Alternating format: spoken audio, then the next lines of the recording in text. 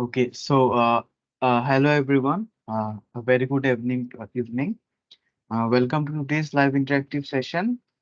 So, in the previous week, we studied some of the basic concepts of reinforced soil walls, and in today's week, we will be actually uh, continuing that topic and then actually dealing with how to actually check the stability. Okay, to how do we actually check the stability of these reinforced soil walls? Those things we will be studying, and then we will be solving some two or three problems regarding some of the concepts that we study. Okay, so let us start.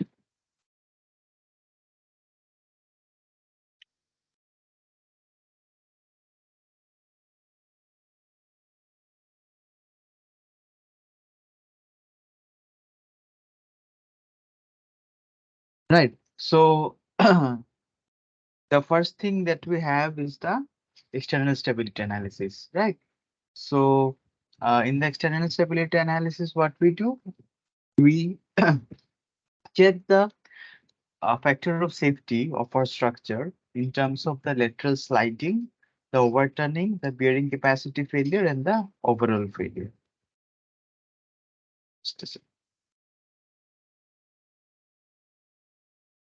And the overall failure.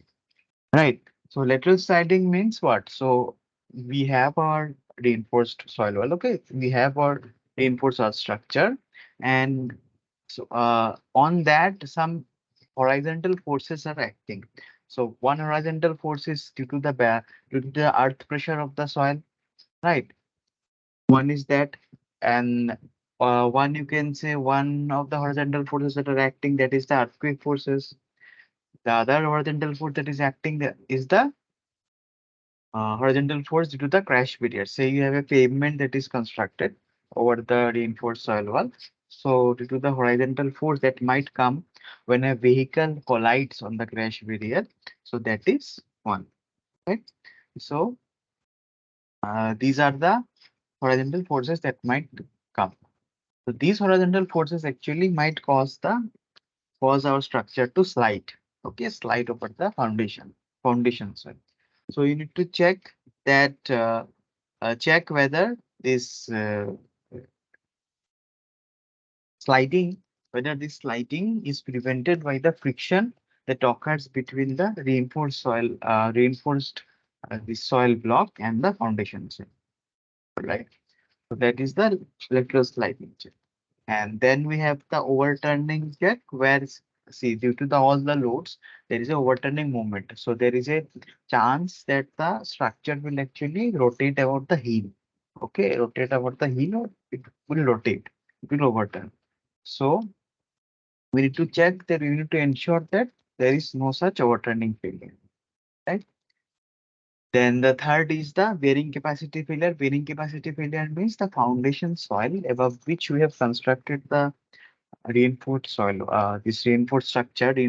structure, that foundation soil should be strong enough to hold that reinforced structure. Okay, so there should not be any this bearing capacity failure, or there should not be any excessive settlement.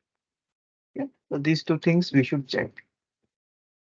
And the third is the overall failure. So in the overall failure or the slip circle failure, this generally it tends to get neglected. Okay, but it is very important that we check the overall failure of the structure so that this slip surface.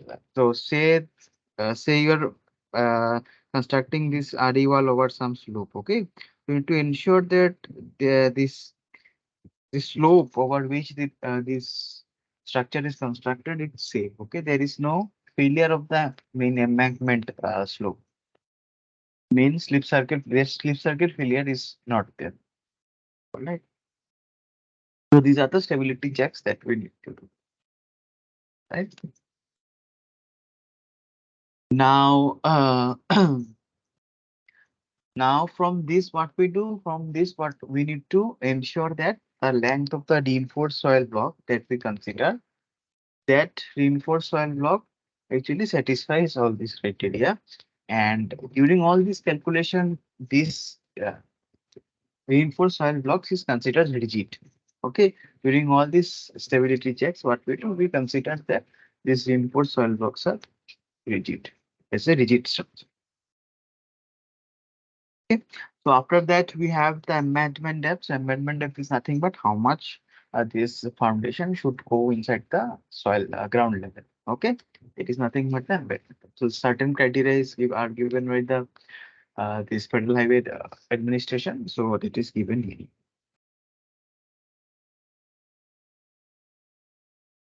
Okay. Now the first thing, as I said, is the check for lateral sliding. That is the we need to determine the factor of safety against sliding. Okay, so we have our reinforced soil wall. In that, we will have this reinforced soil block, right? Which we consider as a rigid structure. Okay, we have the reinforced soil wall. Then in that reinforced soil wall, this backfill soil. Okay, this backfill soil is going to give some lateral earth pressure, right? It's going to give some earth pressure. Laterally, it's going to push it. And also there are going to be some surcharge loads. Okay, so we are going to construction a road over it. So the weight of the dead load of the pavement, then the dead load of this crash material and other things, those things will contribute to this permanent surcharge.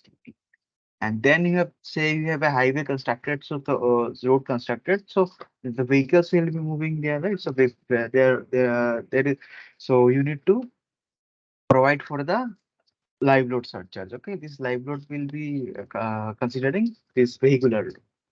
Okay, vehicular load, whatever other live loads that might come. Okay, so due to these surcharges also, what will happen? Also cause some lateral earth pressure on the reinforcer, right? And fourthly, this pH is nothing but the horizontal load at the crest due to the crash period load. So say we have a pavement and when there is a vehicular crash, what it collides with the crash period. So during that condition, what happens? It exerts a lateral force, outward lateral force. Okay, so our construction should be such that this everything should be this crash barrier should actually hold the structure in place, right? You should not let the this contribute to the movement of the complete wall.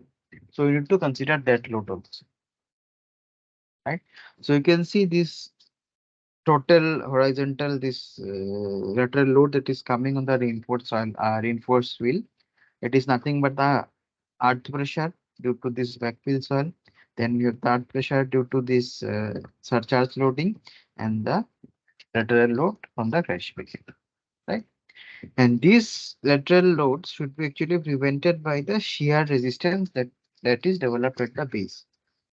Okay, so shear resistance, how to get the shear resistance? Nothing.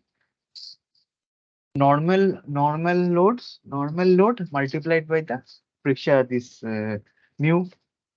Okay, this friction ratio, right? This normal loads multiplied by the this friction ratio is similar to mu. Mu is the friction ratio between this reinforced soil field and this foundation soil. So some foundation soil is there, right? So that gives the accounts for the friction mu times the vertical loads that is coming. That is nothing but gamma into H into L. That is from the input soil field, and QD into N is from the surcharges. Okay. And then what we do, then we can determine the factor of safety.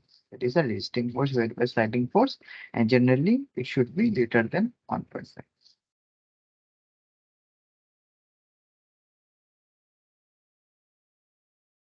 Okay.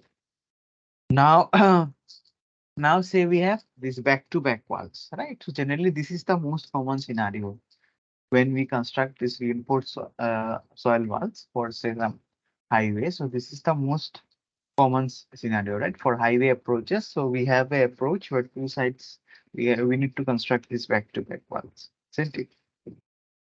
So in back-to-back walls, what we need to account for is that this overlap distance. So for this wall, we have this Rankine's active wedge. Okay, and from this wall also we have this Rankine's.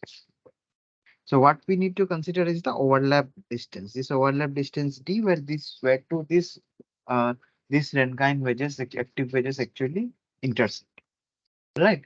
So if the overlap distance is about 0.3 h, where h is the height of our wall, then what we do, this k we can take as zero. This is a lateral earth pressure. We can take it as zero. Okay, so sliding jack is actually not required in that case.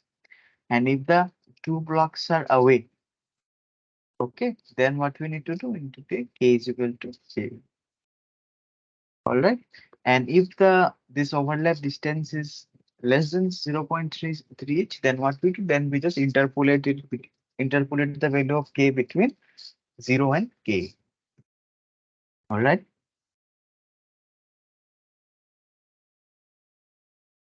So see, so this part up to here, yeah, yeah, that's okay. All right. Okay.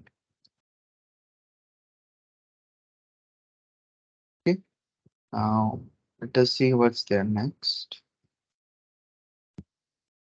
So next we have the factor of safety against overturning, right? So uh,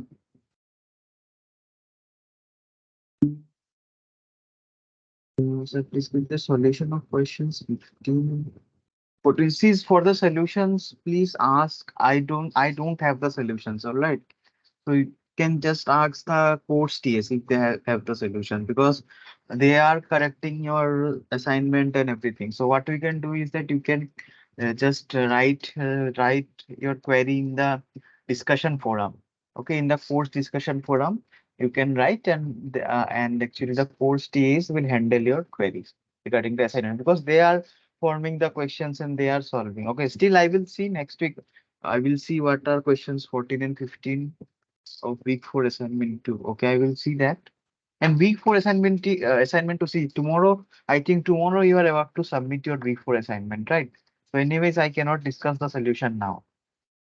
After tomorrow only, you can, what you do, you can, if you are unable to, if you want the solution, what you can do is you can write in the discussion forum.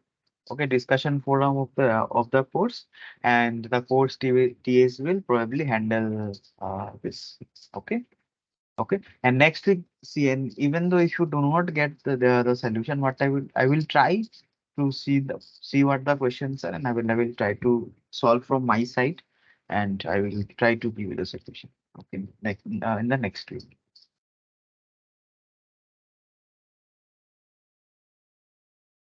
All right. So this overturning moment, what I was saying is that, so you are having a reinforced earth wall, right? And there are some loads, lateral loads acting on it. So due to these lateral loads, there will be some overturning moment, right? So overturning moment about this heel. So there is a tendency for the whole structure to rotate. Right? So that is nothing but the overturning moment. So similarly, in that you can see the same contributing loads are there. First is due to the backfill earth pressure due to the backfill swell. Then we have that due to the live this surcharges due to the live load and a dead load, and the other is a moment due to the crash period. All right. And here also, what another thing that you can add is that the lateral force due to the this seismic loadings. All right. That will also come into picture. Okay. And what will be the resisting load? The resisting load is nothing but the weight of the resisting moment will be contributed by the weight of the structure, the weight of the soil mass, right? Okay, so the weight of the soil mass, that will be actually contributing to the resisting moment. So you have this, say this is the length of the reinforced mass, right? So this weight will be acting at L by 2, L by 2. So this downward vertical load will be actually resisting this overturning moment, right? And also you can see this QD, whatever dead load is that is there, that weight will also resist this moment. And One more thing you should notice here is that the live load is actually neglected in this resisting moment calculation. Okay, so generally we don't consider the live load in this while we calculate the resisting forces or resisting moment. Okay, here also you can see in the shear resistance we did not consider the live load. Here also we are not considering the live load, only the real. Okay, same. This factor of safety against overturning. Similarly, resisting moment by overturning moment, it should be greater than 2.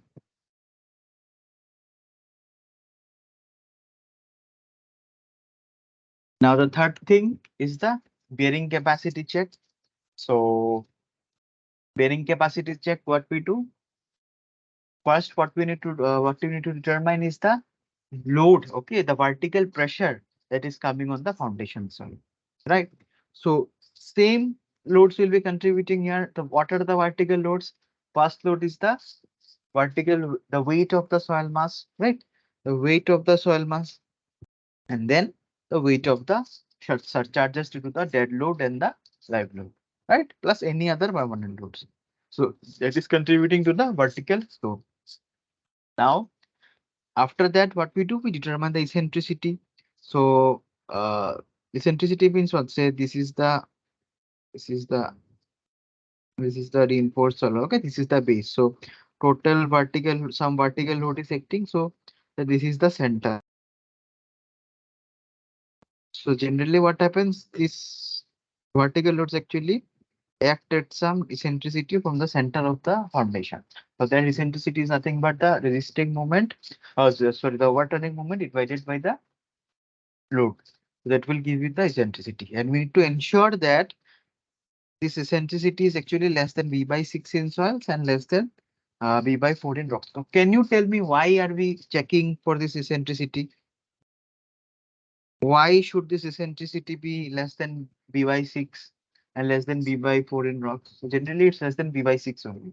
So can you tell me why is eccentricity less than b by 6?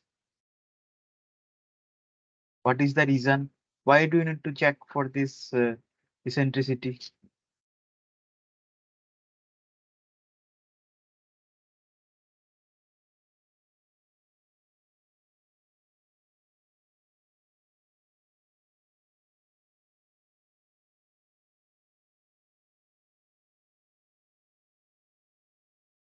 Why do you need to actually check?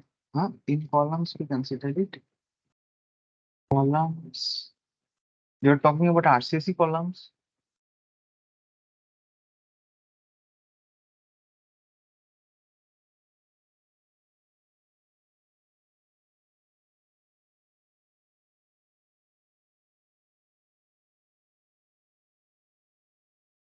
What for is eccentricity check? So you actually need to check for this eccentricity. Just think while we discuss this, just think about why do we have to check for the eccentricity. So this we have studied this thing uh, in from starting from our basic this mechanics of solids or the strength of materials topic. From there we know this thing. From there, then we again studied this in basic soil mechanics. So you should be able to answer why do you need check for this eccentricity. Okay, just think about it. Okay, so what we do, we determine this eccentricity and then we determine the bearing pressure on the foundation soil is nothing but RB divided by V minus KC. Okay, so that will give the bearing pressure on the foundation soil, and this bearing pressure should be actually less than the allowable this bearing capacity of the soil. Okay, so this bearing pressure should be less than the allowable bearing capacity of the soil. All right. So, can someone define what is allowable bearing capacity? What do you mean by allowable bearing capacity?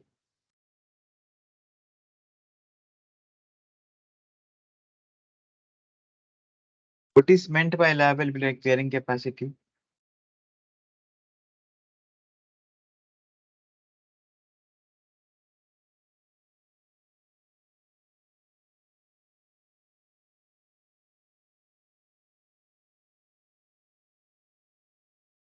How do you determine the level bearing capacity? So generally what we do is that first we determine the, yeah, one is settlement. Okay. So one is the settlement criteria and other one is the bearing capacity criteria. Okay. So these two criteria we should consider. Right. So first what we do, first we determine the bearing capacity is this net ultimate bearing capacity. And then what we consider is that we calculate the pressure that is coming from the permissible settlement. So lesser of these two, we take as the allowable bearing pressure. Okay, allowable bearing capacity. Okay, and this bearing pressure that comes on the foundation shell should actually be lesser than the allowable bearing capacity. Okay. Now, types of bearing capacity failure, you know, this first is a general shear failure, then we have the local shear failure, then another one is we have the punching shear failure. So generally for soils having phi greater than 36 degree, there we have general shear failure. So in general shear failure, there is proper formation of this failure wedges. Okay, and then we have the local shear failure. Okay, for phi values approximately between 20 to 36 degree. And then we have the punching shear failure. So for very weak soils, we have the punching shear failures where these failure surfaces actually do not develop at all. Okay, and how to estimate the bearing capacity? This bearing capacity estimation is done following the IS 6403. So we will be solving one problem where we will be using IS 6403. Okay. And yeah, and the other thing that we were talking about is so bearing capacity. The first we determine the bearing capacity from here, and then for the ultimate settlement, we can check for this. Yeah, settlement check. So how we can do the settlement check? We need to calculate the settlement. So first is the immediate settlement, then we have the consolidation settlement. So consolidation settlement, as you all know, is from the primary and secondary consolidation settlement, and the secondary consolidation settlement mostly occurs in organic clays. Okay. Yeah. Now let us come to that question again. Why do you do this eccentricity check? So see, if this eccentricity is actually greater than b by 6, what will happen is that the pressure, this generally the pressure distribution is something like this. Okay, this pressure distribution at the base is something like this. So what will happen if this eccentricity is less than b by 6, then sorry, is greater than b by 6. So what happens is that there is a tendency for this tensile forces to actually come into play. And as you all know, soil is actually weak in tension, right? Soil cannot take tension. So we should prevent that. In that, so that is the reason what we do. We need to check for the eccentricity, so that all the forces below all the pressure that is coming below the foundation, that is actually compressive in nature. Okay, that is why we do the eccentricity check.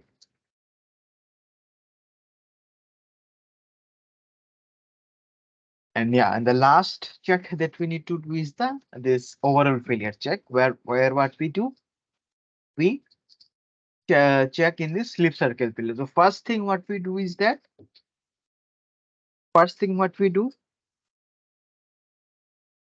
we need to identify this slip circle.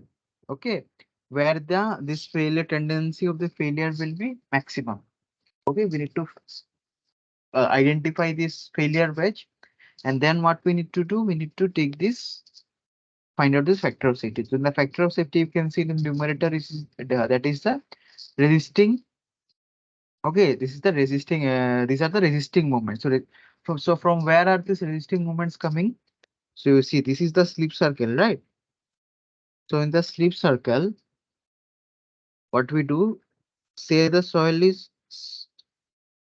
tends to slide downwards, right? So there will be there is development of this shear forces at the interface. So these shear forces actually prevent the failure slipping of this failure, prevent the failure of the soil, isn't it? So the in the above the numerator is nothing but this resisting resisting this moment due to this resisting shear force. The first component it is from the cohesion of the soil, C into LA. LA is nothing but the length of the slip surface. Okay, so C is the cohesion of the soil, LA is the length of the slip surface. Then comes tan phi into Wi cos alpha is nothing but this resisting force that comes from the weight of this. So this, so what you are doing, you are dividing this into some small wedges. Okay, and then what you are doing, due to this weight of each wedge, there is some resisting this weight. So one component will be acting downwards. So this is downwards. So one is component is acting downwards, and one component is acting like that. So this one component will be actually preventing the slipping of the this uh, slipping of the soil. So this is the contribution of the weight of the soil. Right. So first is the contribution of the cohesion of the soil. Second is the contribution of the weight of the soil. And third is the contribution of the reinforcement. So you're putting some reinforcement. So you're reinforcing the slope, say, with some geosynthetic material. Okay. You're reinforcing the soil with some geosynthetic material. All right. So what will happen is that, so due to the reinforcement, there will be some this tensile due to the tensile due to this reinforcement, tension and the reinforcement actually prevent the slipping of the surface, right? So that we are considering here, that is the T. This T actually comes from the reinforcement, right? So the numerator forms our resisting moment, and below resisting moment or resisting forces. Okay, this is force by force, not moment. Resisting force by this is causing disturbing force. Okay, that force by force. And you know, in the denominator, we have nothing but this component, sine component of the weight. That is nothing, that is causing the sliding of the that is the disturbing force. Okay, that is what this is causing the slope to fail. Okay, this is nothing but the other component of the weight. So one component of the weight you can see, this is the normal force. So this is the normal force. Let me draw it here. Say this is one wedge. Okay. So this is the weight that is acting here. So one component of the weight will be acting like that, and other component of the weight is acting like that. All right. So this component of the weight, this is nothing but Wi sine alpha. Okay. This is actually causing the failure. Okay. Causing the sliding. And other force is the shear force. So shear force is nothing but what? Tan, tan phi means the friction. Okay, the friction, this friction coefficient into the normal force. The normal force is nothing but the cos component of the weight. This is nothing but Wi cos alpha I into this tan phi. Okay, that will give the component of the shear resistance. Okay, understood? It is from the weight. Another is the cohesion. The cohesion of the soil will also actually prevent the failure. So that is from the cohesion.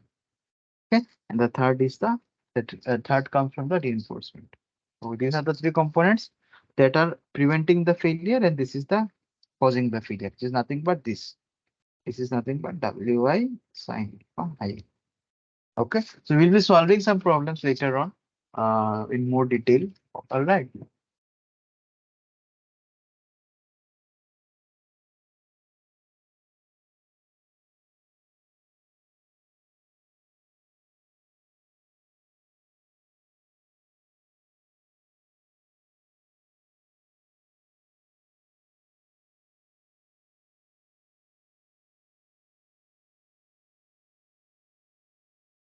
Okay, so then we have the seismic loads.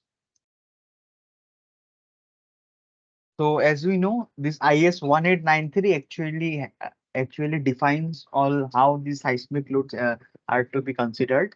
Right. So the latest version is, I guess, to the IS 1893 2016.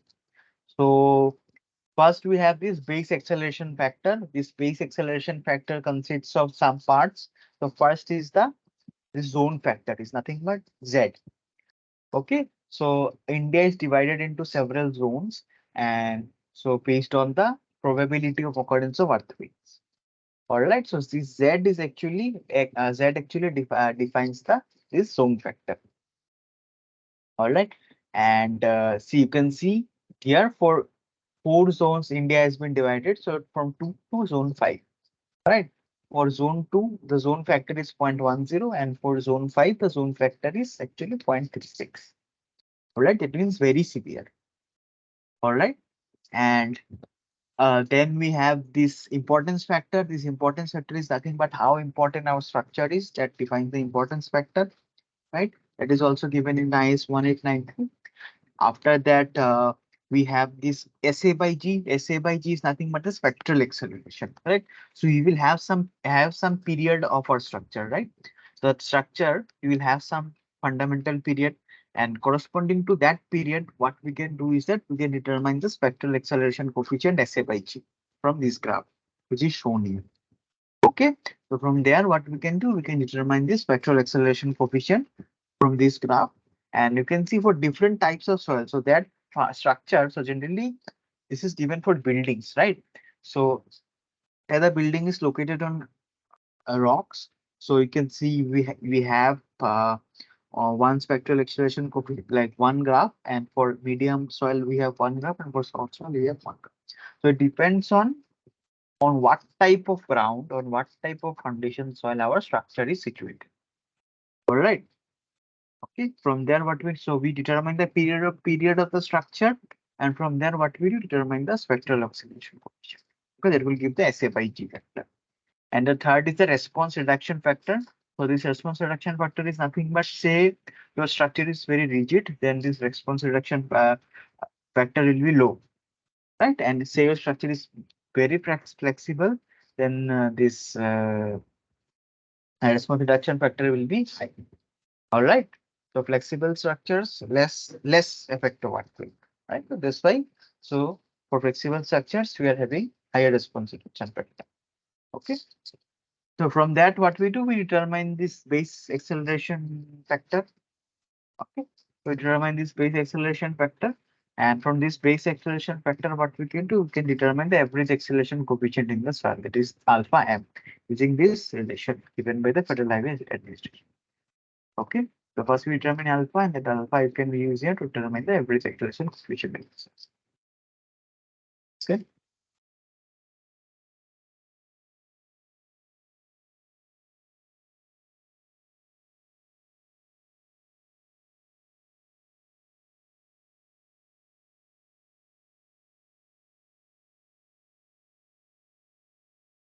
Okay. Here is the this seismic zonation map of India. So you can see our entire northeast region is actually in this zone 5, and this Gujarat region, if you remember this Bhuj earthquake, okay, and this regularly earthquakes are occurring in the northeastern, in our northeastern region. Yes, a few days back, I suddenly got a call from this call from home saying that there is earthquake. Okay, so regularly in northeastern region earthquakes keep on occurring. So that's why this has been given in zone 5. And you can see the other regions also are they are divided into these 4 zones. Recently, I heard that like they are considering up to zone 6 in India. Okay, so they're increasing the number of zones up to zone 6. Okay, so let us see when that comes into this application.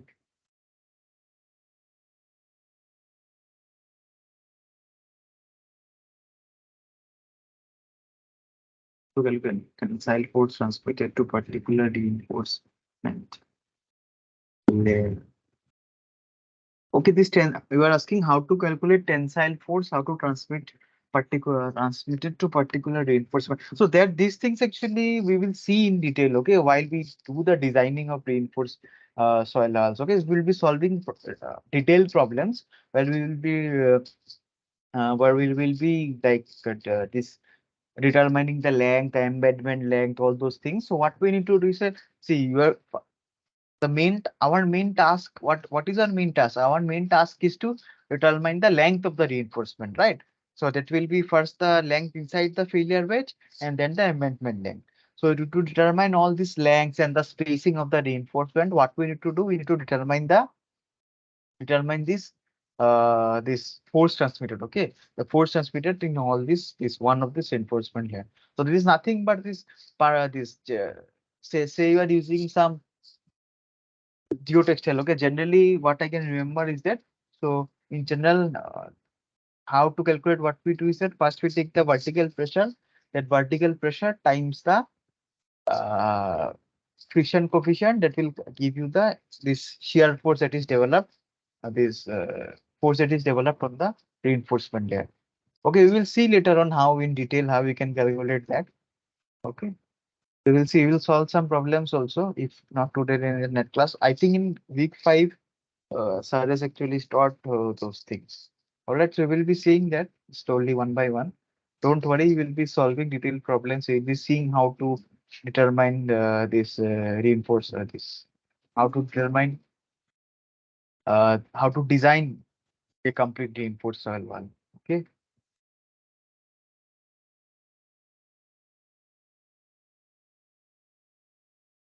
Okay, so then, so here nothing here. It is just detailed how we can determine the seismic loads. So in this determination of seismic loads, similar to previous cases, what we do determine the we consider the reinforced block and the backfill block as two separate entities, right? We consider them as two separate entities, and from there, what we can do first, first we determine the influence of the backfill block on the reinforced block. Okay, so due to the earthquake, what will happen? In the force, the inertial force of the backfill block will be affecting the reinforced soil block. So that we consider by this PAE. Okay, that is given by this, and the point of application is also given. And then we have the inertial force of the reinforced block itself. Right? So that is given by this. So then after that, what we do? After that, what we do? We sum both of this. So we assume that the peak values of both of them are not obviously not going to reach the peak at the same time. So that is for some uh, optimum design. We consider that, so that the cost of the construction can be optimized. So we make this assumption that both of them are not going to reach the peak at the same time, and so we take 50% of this AE and then we take 100% of PIR. We sum both of these to get the total seismic force. Okay, so this is the total seismic force that is actually added to other static forces that we discussed just previously now. There is the static forces from the earth pressure, the static forces from the crash barrier, the static force from the surcharges. So all these things, it should be added to that to actually and then consider, and each all of these should be actually considered together in the external stability calculations. Okay.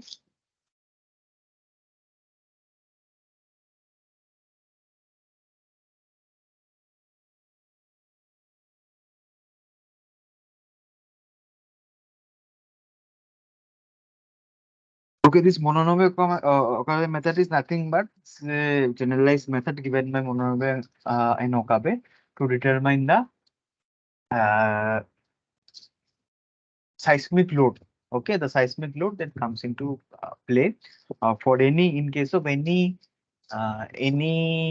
retaining wall. So here we consider retaining wall having some angle alpha and generalized backfill swell inclined at beta. So in that case, what we do, how we can determine this uh, is a seismic coefficient, and how you can determine the seismic load was actually given by Mononobe. Okay, this was actually one of the uh, first research papers that gave this method to determine the seismic loads. Okay, they used this nothing. This is the other name of this is the pseudostatic approach. So they use this pseudostatic approach to determine the uh, horizontal and vertical horizontal component of the earthquake and how that actually influences the loads. Yeah, the seismic.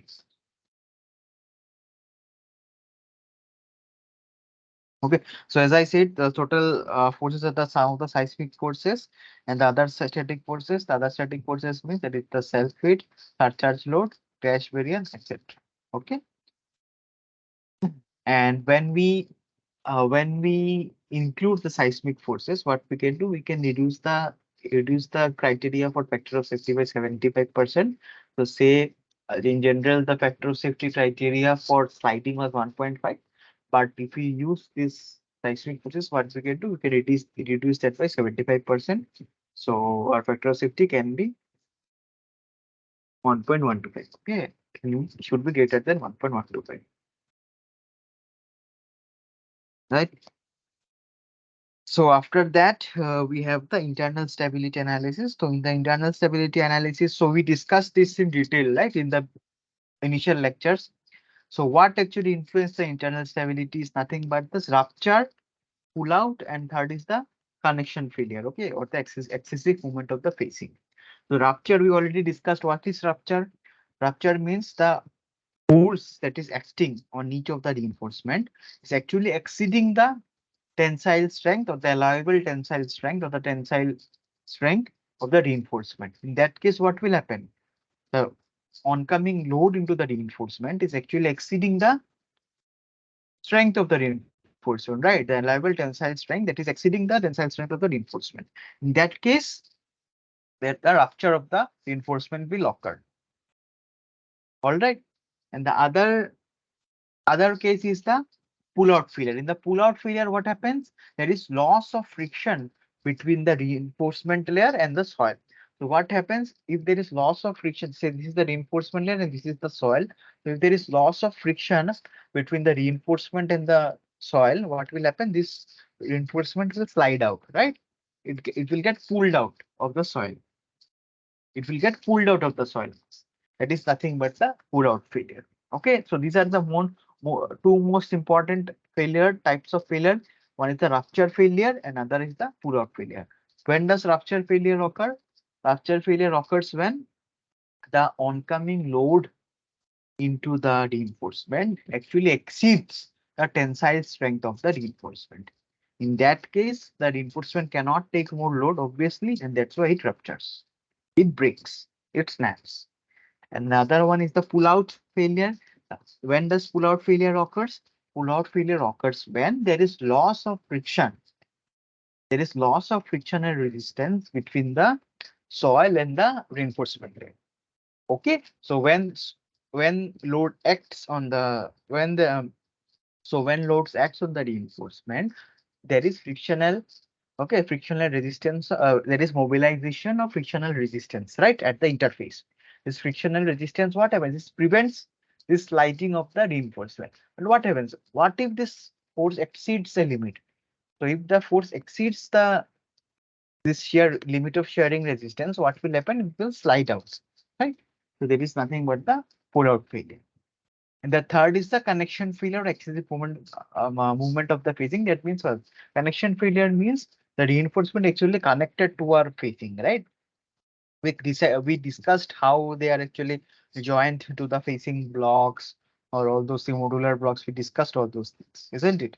So those are connected to the facing. So connection failure means was there is loss of connection between the reinforcement and the facing block. So what might happen? This connection might break at that might be one case, or the other case might be that there is excessive movement of the facing block. In both those cases, in both of them, if in case of excessive movement of the facing, or in case of the complete failure of the connection, we consider that it has failed or structure has failed. So all of these three will contribute to the internal stability. So we need to consider that there is no rupture failure, there is no chance of pull out failure, and there is no chance of connection failure. There is no chance of excessive movement of the facing. Okay, so what will happen? Say this is the connection and this is the reinforcement. Okay, these are completely tied to each other. So if the connection suddenly breaks, what will happen? This will fall outwards, right? there will be excessive movement of this. There will be excessive movement of this facing outwards, because see, earth pressure is acting like that, right? So continuously there is tension on the reinforcement. So if this joint breaks, obviously there is going to be excessive movement of the this facing, right? So we need to check for that. We need to prevent that.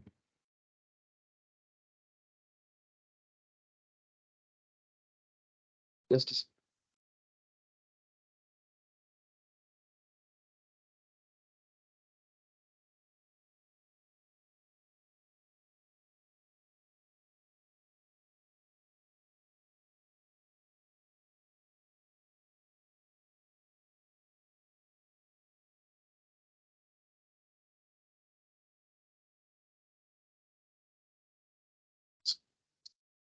Okay, so forces in each reinforcement layer, right? So as you were asking, so how to calculate the lateral forces? So from where is this force actually coming? Okay, this tensile force that is coming on the tensile load, it is coming onto each reinforcement. From where is it coming? So say you have say this is the say you have this reinforcement, right? So in each of the reinforcement, one is what? One is the weight of the soil that is acting, right? So nothing but the self weight of the soil. Then sorry, say you have uniform surcharge at the top. So due to that uniform surcharge, also one downward force is acting on the reinforcement, right? Then you have the another one is this bridge abutment load. Okay, so say you are constructing this reinforced soil wall here. In this case, in that case, some extra load we need to consider. That is nothing but this bridge abutment load, right? Then fourthly, we have the horizontal load. This in the backfill due to traction. So traction means what? Say at the top you have this railway tracks, right? Railway tracks or something, some movement is there. So due to that, what happens? That is traction on the surface. So that tractional force also causes some load on the reinforcement. That some of that load is also transferred to reinforcement. So that we also need to consider. Then the crash barrier load, as we all discussed. And the last one is the inertial force due to the earthquake. So all these loads are actually acting on this reinforcement layer. Okay, so we need to calculate, we need to consider all of these loads while we calculate the load on all this or load on the reinforcement here. All right. Now here it is described how to actually calculate the bridge abutment load. So we have some vertical load that is coming from the bridge deck, and the other part is this load due to this part. Okay, this pavement load and the load due to the backfill. So what we do actually to get the equivalent vertical force on the wall, what we do, we deduct the load due to this backfill. This gamma into H will give the load of this backfill, plus WS will give the load of this pavement into B. That this part we actually deduct from the vertical load coming at, okay, from the bridge deck, just to get a average load. All right. Just to get a average load, what we do, we deduct this from P to get the equivalent load PQ, and that load we actually consider as the vertical load on the wall. All right.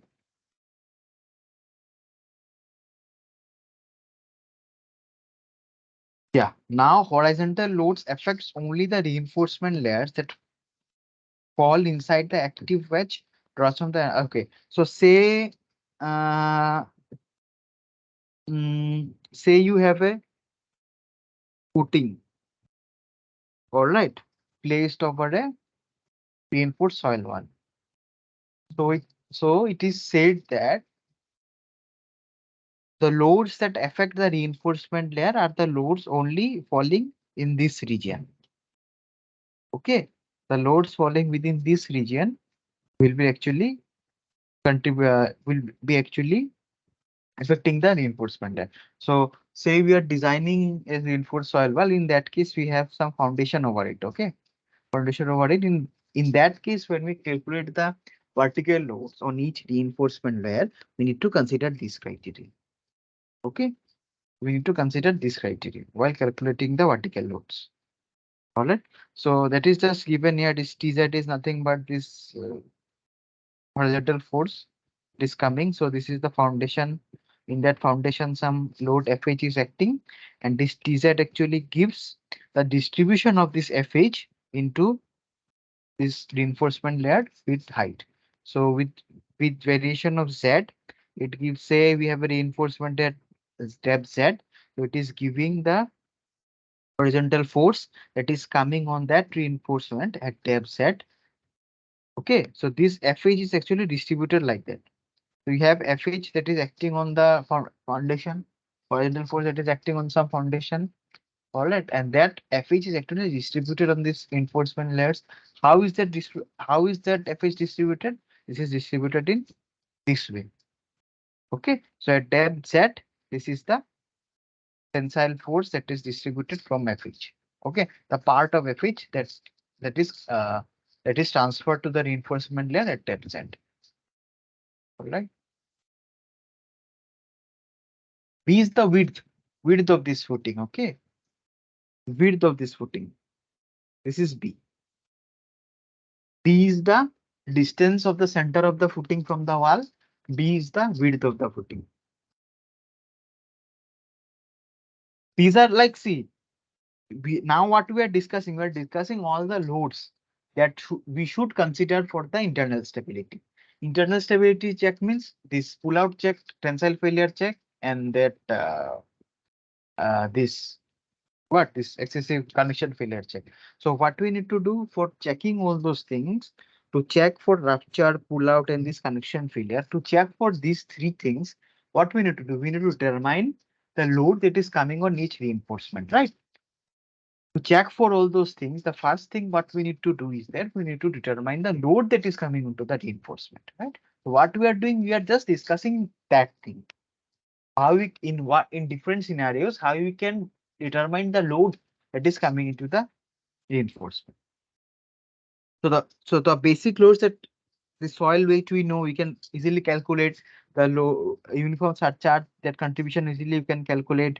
All right. So breach abutment load, how to calculate that? That is given here, right? Then this say you have this FH acting on a foundation, that how to, in that scenario, how to calculate that we just saw here. So we are just seeing different cases where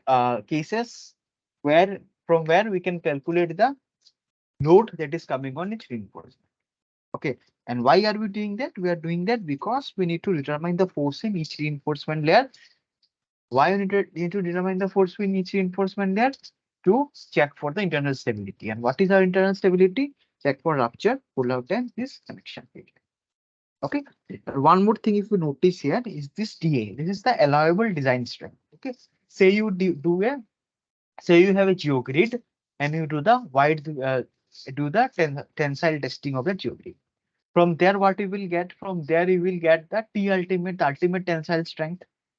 Now, this ultimate tensile test that you have just done, that is under optimum lab conditions, right? You got some sample from the factory, and like in the safe environment, in a closed, controlled environment, you are doing the test, right? But in practical cases, that environment, there are n number of factors that affect the strength of the reinforcement, right? That might be the some environmental factors, right? Environmental factors, say this, yeah, this chemical effect of the soil. So chemicals might be present in the soil, that might affect the reinforcement, right? That might affect the polymer of the reinforcement, that might affect its strength. Then this while placing, you might while placing the reinforcement in the site, okay, in the field, you might damage the reinforcement, isn't it? You must damage the reinforcement, that might affect the strength, isn't it? Then there will be creep. So creep means what? Creep means constant, under constant load, deformations under constant load, right? So that will be affecting the strength of the tensile strength of the reinforcement. All right. So all these extra things, all these extra effects that are out of our control. Okay, because we have to do the construction in the field. So that is a no, it is not a controlled environment, right? That is an uncontrolled environment, isn't it? That environment is uncontrolled. There are n number of factors that are affecting. But when you're testing in the lab, it is a perfectly controlled environment, isn't it? So what we need to do, we need to consider these factors. Consider these various factors in order to reduce the ultimate tensile strength. So what we do in our calculations, we consider this allowable tensile strength for a conservative and safer design. Okay, so say if we consider this ultimate strength in your design, what we will do? There might be this, say, while construction, there is damage. Okay, so you are assuming that in the field also I will get ultimate strength, but in reality, what happens? Because of the damage, you are not getting this ultimate strength, and due to that, our structure may fail, the structure may collapse. So what we need to do is that we need to consider all these factors. We need to, in order to consider all these factors, we use certain this reduction factors. Okay, so here, so actually corner. As you know, corner actually gave this TAST ultimate divided by three factors. That is the R, chemical, biological, R, creep.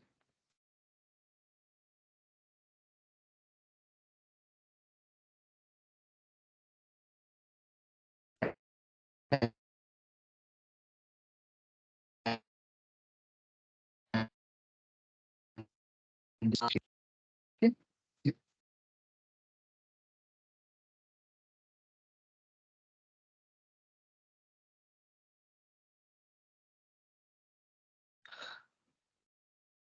Okay.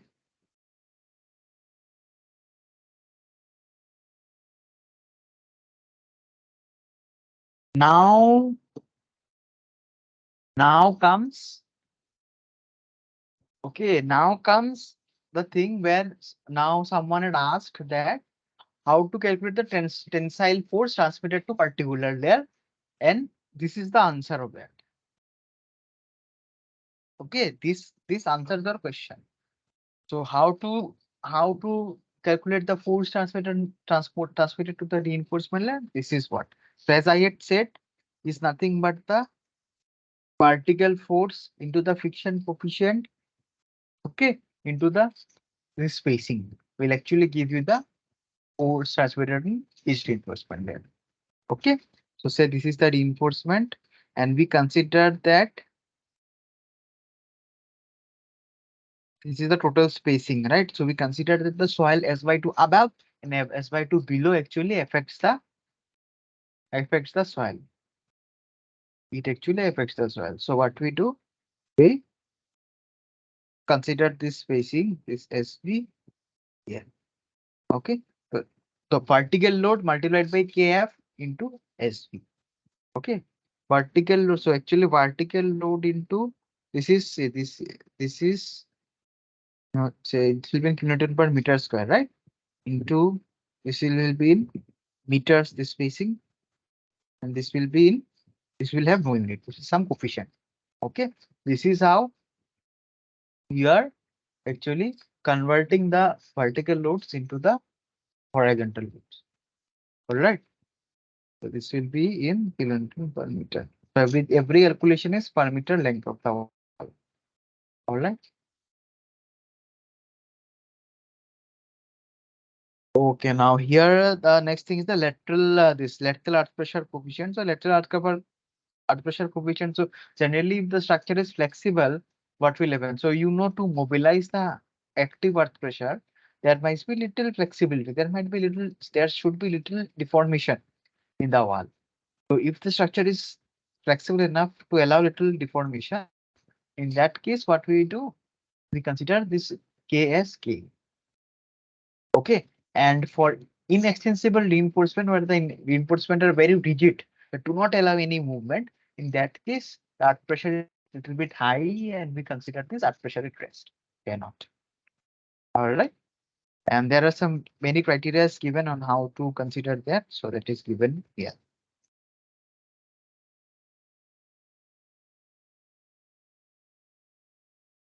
Now comes this important part is the this force that we're talking about, right? How to calculate this force in reinforcement? The force in reinforcement at any depth z is given by the spacing times the pressure coefficient in the soil times the vertical pressure that is coming. Okay, so that gives the force in each reinforcement. So say you need to determine the force in this reinforcement. So you determine the vertical pressure that is coming into that reinforcement times the earth pressure coefficient times the spacing. That will give the force in each reinforcement. So the force in reinforcement at each depth should be actually less than this allowable tensile strength. Right? So that will be actually less than the allowable tensile strength. So this force should be less than TA. Else what will happen? If it is greater than TA, then rupture will happen. Right? So we cannot allow rupture to occur. So this force that occurs should be actually less than TA. All right, then yeah.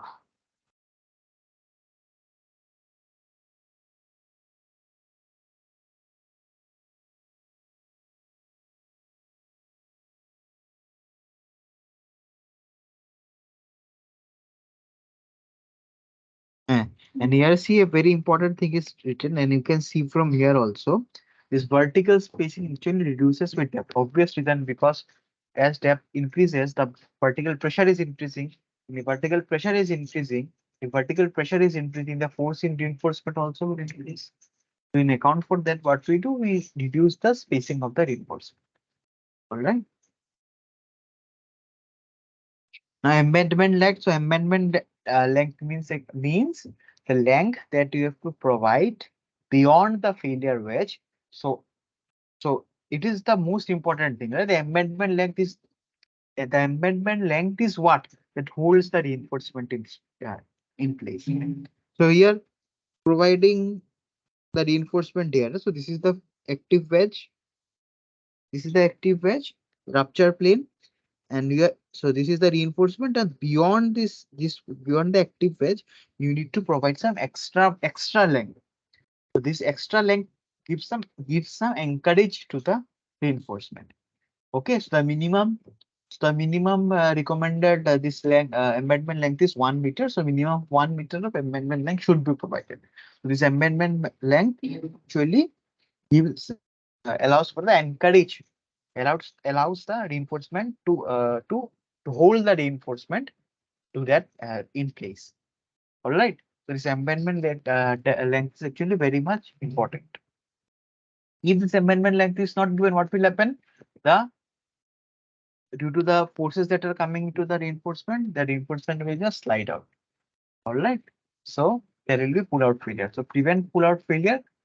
This embedment length is very important. Okay, we have to provide this embedment.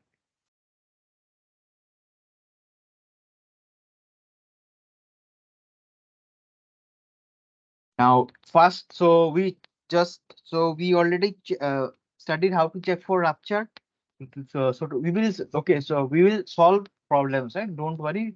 As we progress in the course, we will be designing reinforced soil walls, okay, by ourselves. We will see how to design, how to calculate all these things, how to calculate the force and reinforcement in the. We will be seeing all these things. Okay, there is no hurry. That is what I mean. Okay, there is no need to hurry. Ample amount of time is there. So as time progresses, we will be actually seeing how to calculate. So in that, you will see how we are checking for all those things. At that time, it will be more clear. You will get more clarity on that. So the force coming on some reinforcement. So what we do, we need to ensure that that is like less than the allowable tensile strength.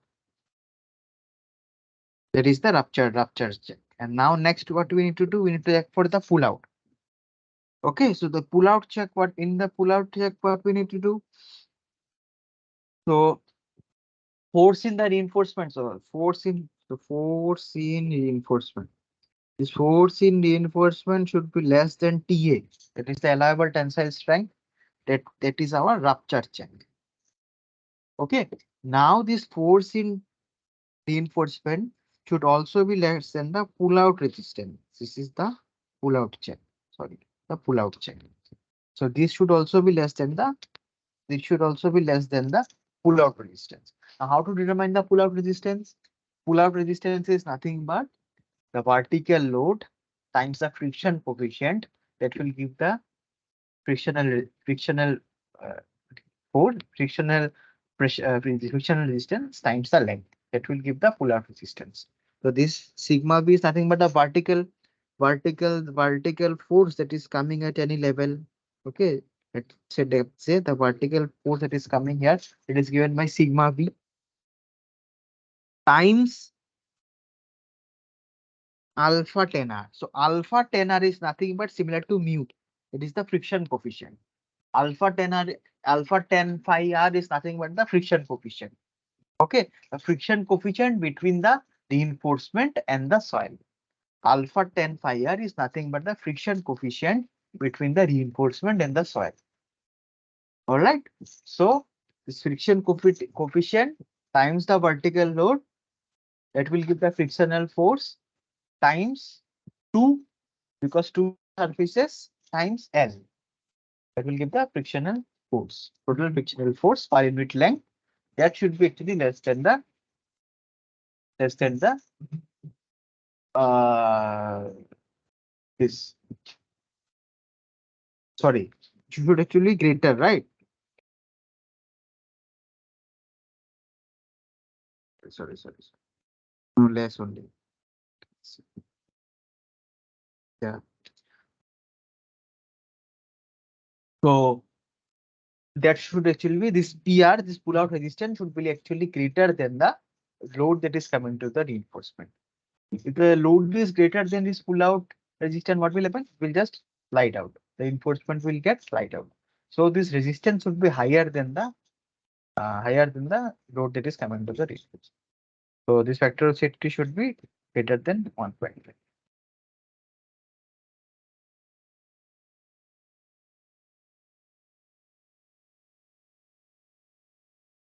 So this LE is nothing but this length. This length is LE. LE is nothing but L minus this part. So do you know this angle? From there you got this. So L minus this part will give you, this is L. So L minus this will give you LE. Okay. This is what is written here. Now testing requirements. So we studied many things, right? So we need to determine the various forces, and these various forces, some are coming from the soil, from other things, all these things. So, and some properties are so info. So for that, what we need to do, we need some soil properties, some reinforcement properties, some reinforcement interaction factors. Okay, those things we need. So first is the soil property. Soil property means what is the friction angle of the soil. It is the most important thing that we need to know. Then comes the reinforcement property. So what is the reinforcement property? Reinforcement property is nothing but a tensile, allowable tensile strength of the reinforcement that we need to know. Third is the soil reinforcement interaction factor. That is nothing but the friction coefficient between the soil and the reinforcement. This thing, we need to know. This alpha. So that is the soil reinforcement interaction factor. And third is the reinforcement facing connection. That is the strength. Okay, the how the reinforcement and the facing is interact. So all these things we need to determine by various tests. So soil properties, friction angle can be determined by direct shear test. That is the shear box test. Generally, weak friction angle systems. The next thing that I said is the reinforcement property. Reinforcement property is nothing but the this long term allowable design strength, the allowable design strength given by this. Okay, so that is conducted by wide width test or narrow width test. Many type of tests are there, right? Many types of tests are there. With those tests, we determine this allowable tensile strength. Okay. Okay. So here You see here we use various factors, right, to reduce the ultimate tensile strength to the allowable factor. So we have some installation damage, creep, chemical biological demand, joint seam strength, all these things. So installation damage also we have to test for all these things. What to determine all these factors, what we need to do, we need to do certain different tests. Okay, so let us see how this. Let us see one video how this creep testing is actually done.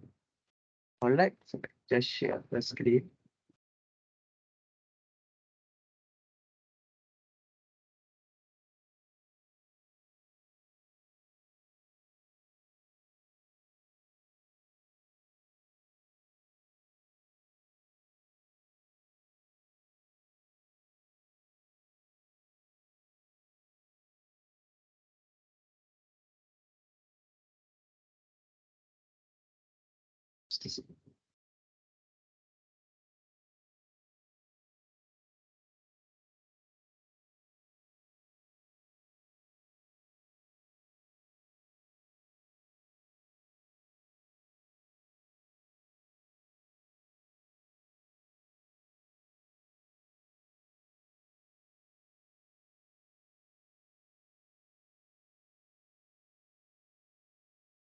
So this is the for creep testing. Okay, so this is the load cell that is used to give the constant loading onto the geosynthetic. Then we have this LVDT here that measures the strain. It measures the strain or the displacement in the reinforcement. Okay, so that is actually placed inside this closed chamber, and this closed chamber is actually thermally controlled, heat controlled. And this is actually the video is actually for the accelerated tensile creep test. So generally, you know that creep tests actually take long time, right? Many years. But so we generally do not have that much time, right, to do the test. So what we do in order to accelerate this test, we use this method where we do the test at various temperatures. So you see this closed chamber. Inside this closed chamber, this test is happening, and this chamber is actually thermally controlled, heat controlled. Okay, this load is applying at the top, load is applied, tensile load is applied, and we have this LVDT inside and measures the displacement. And here you can see this. This is actually the blower, thermal blower. This maintains the temperature inside. So at intervals of 12 to 15 degrees, what we do, we consider that we do this creep test. And then these test results, what we can do, we can extrapolate these test results to get the creep behavior at any amount of time. All right. So in that way, this way we actually do this accelerated creep testing. Okay. Then we have the installation damage test. So in the installation damage test, what we do, we first we do that in the field only. What we do, we place a steel plate, we place aggregate, we place the geogrid or the reinforcement, then we place we place the cover aggregate, then we compact it. After that, what we do, we pull the specimen out of that place. We pull out, we take out the geogrid from that place, and we test that specimen. So what we do, we test both the virgin samples and the exhumed sample. Samples means that we put on the ground, right? We take both of them out, and then we do the testing, and we compare the results. And from there, we determine this installation damage factor. Okay. And after that, we have the connection test. So connection test is nothing but we apply some load. Okay, so this reinforcement is connected to this block, this facing block, and then what we do, we apply some load here. So due to this load application, as a point will come where this connection will break. So we determine that point of failure.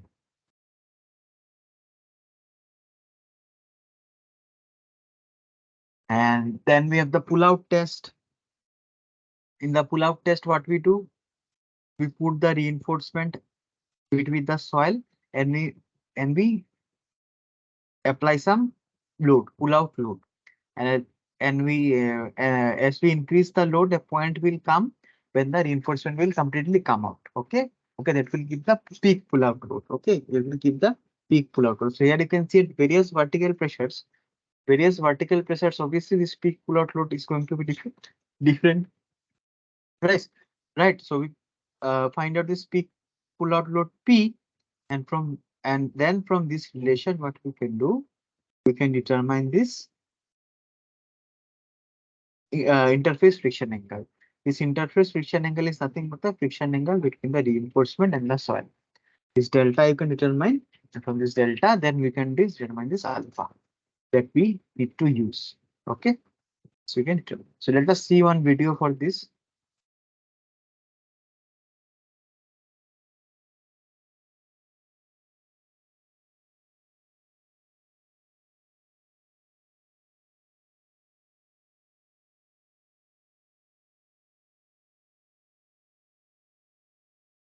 See, so this is a geogrid. Okay, so what this is simple test. What they are doing is they will be pulling that with hand. Okay, just to test. So this is the geogrid that they are testing. First, what they will do, they will be testing a geomembrane. Okay, this is the geomembrane load cell cooling device. Okay, this is the geomembrane, and this is the this testing box.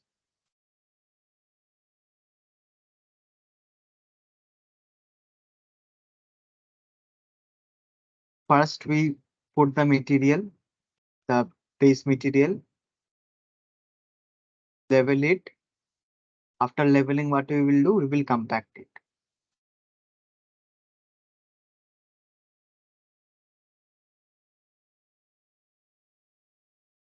After compaction, we place the geomembrane.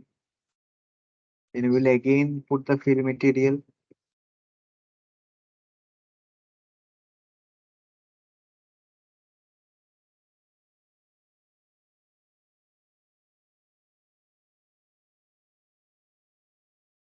Okay, then we put some normal pressure. So these two people setting here, they are actually generating the normal stress.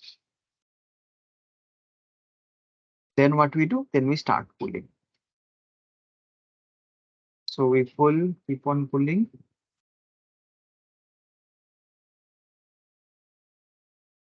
Keep on pulling, pulling, pulling. If we will reach a peak load, and then we'll keep on reducing. Okay. Now let us see the test for the geogrid.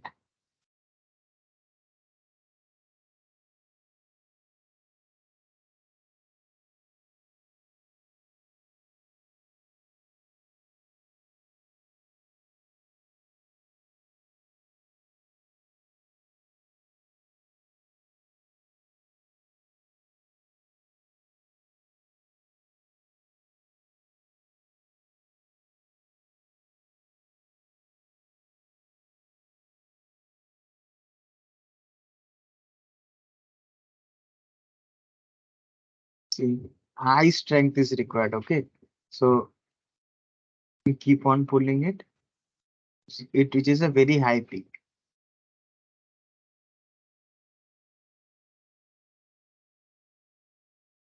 Okay, but still it does not fail. They are unable to pull with that strength, that much strength. Okay. But still the geogrid doesn't fail. Now, this way actually this pull-out test is done. Obviously, this geogrid will be having high pull-out resistance because of the force, because of the apertures.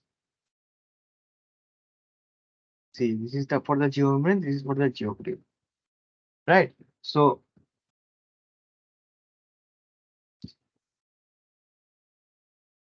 obviously, this geogrid will be having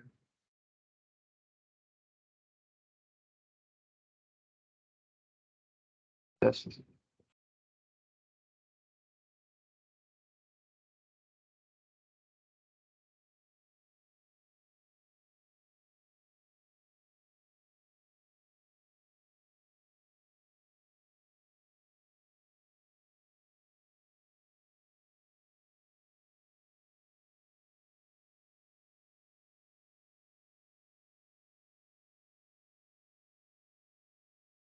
happened. Is it not visible?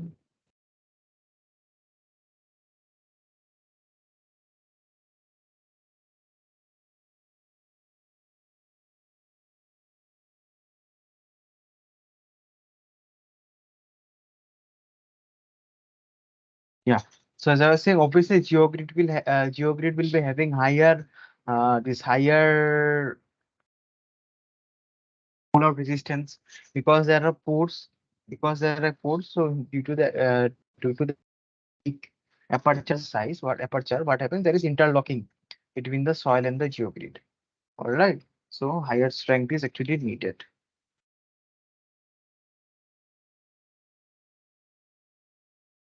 Now this is the test for the anchored, this is the relation for the anchored reinforcement. Okay, so now now let us try to solve some problems.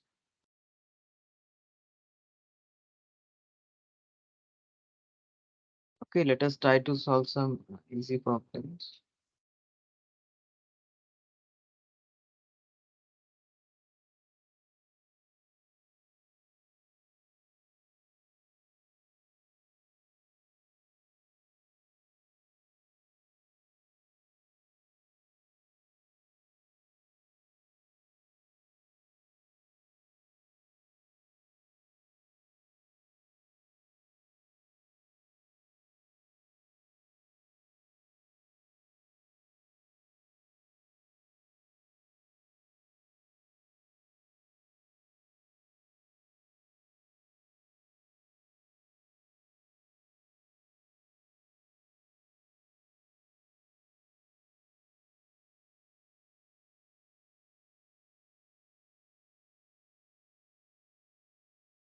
Yeah, just a second.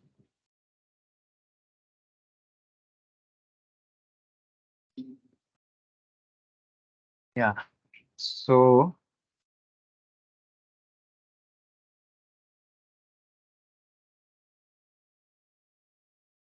the first problem is calculate the factor of safety in sliding using FHW method for a 10-meter high reinforced soil wall. Friction angle of soil is 35 degrees and unit weight is 18 kilonewton per meter. Friction angle of foundation soil is 30 degrees. The width of reinforced block is 7 meter. Permanent surcharge is 10 kilonewton per meter square and live load surcharge is 5 kilonewton per meter square. The maximum possible load in crash barrier is 25 kilonewton. So what we need to do, first we need to calculate the factor of safety in sliding.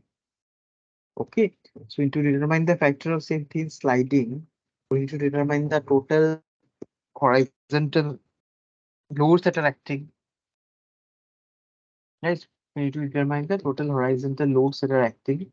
So the first horizontal load that is acting is the due to the earth pressure, is to the backfill soil, earth pressure of the backfill soil.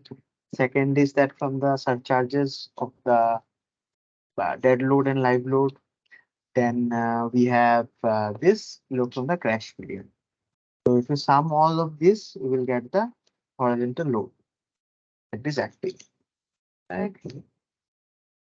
So let us calculate that. Let us first write the expression for P. So P is horizontal load P is half K square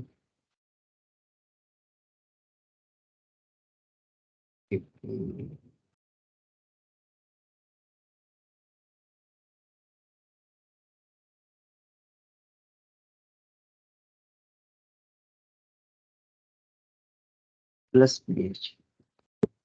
All right. Now, for that, what we need to do, we need to determine KAB, right? So what is KAB? 1 minus sine phi.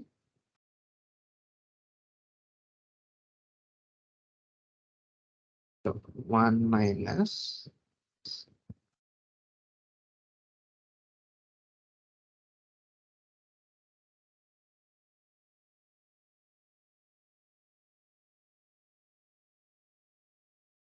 done. So we got KB. So now what we can do, we can easily calculate speed. Half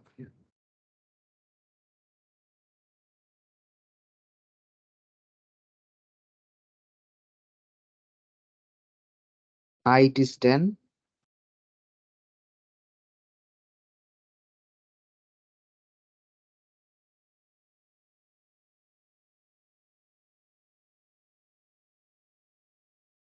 What is pH?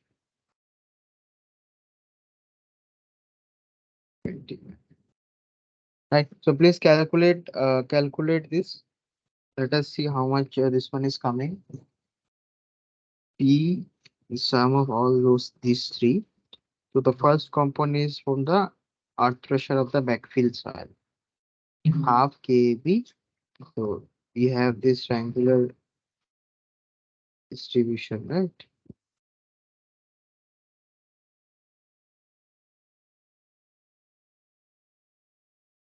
This is this first part. The second is our pick from the surface.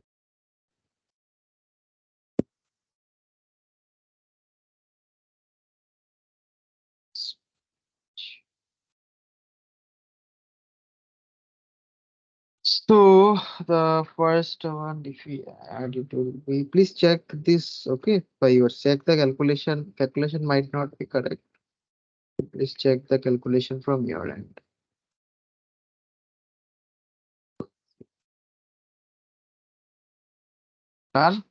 So this is the disturbing horizontal force, right? Now, what is the resisting horizontal force? It is nothing but the friction that is developed at the base between the reinforced soil block and between the foundation soil, right? So you need to determine the shear resistance. So shear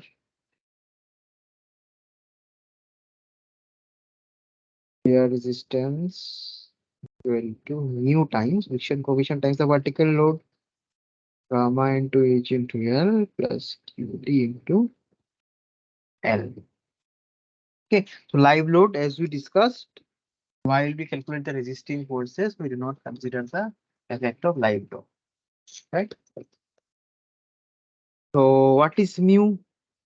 Mu is nothing but the friction coefficient between the foundation soil and the reinforced soil block. How to determine mu?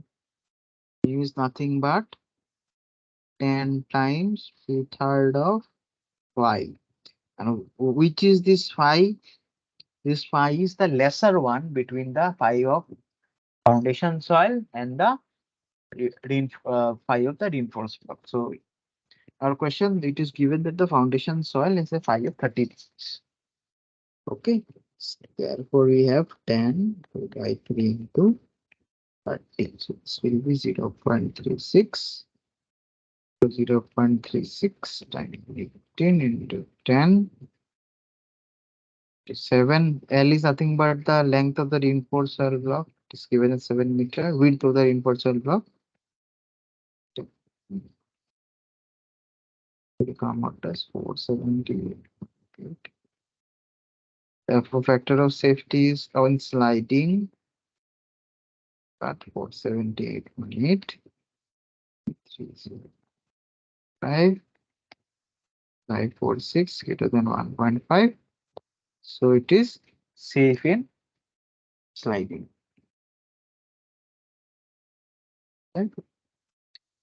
Now, for the same case, what we need to do, we need to calculate the factor of safety against overturning. Okay. Remember that in all these cases, you're neglecting the seismic load because it asks in the question to neglect. But in generally in the field, what we do, we need to consider the seismic load also.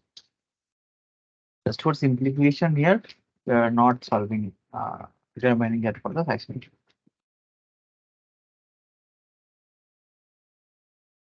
For the same previous scenario, calculate the factor of safety against overturning. So for that, what we do, we determine the overturning moment. Is the overturning moments 1/6 kb gamma hq by 2 kb.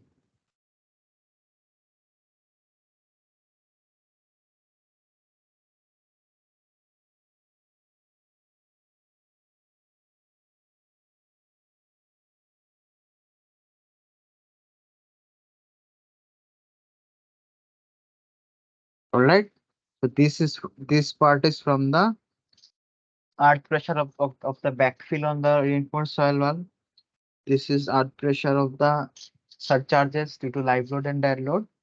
And this is the moment due to the what? Due to the load in the crash wheel.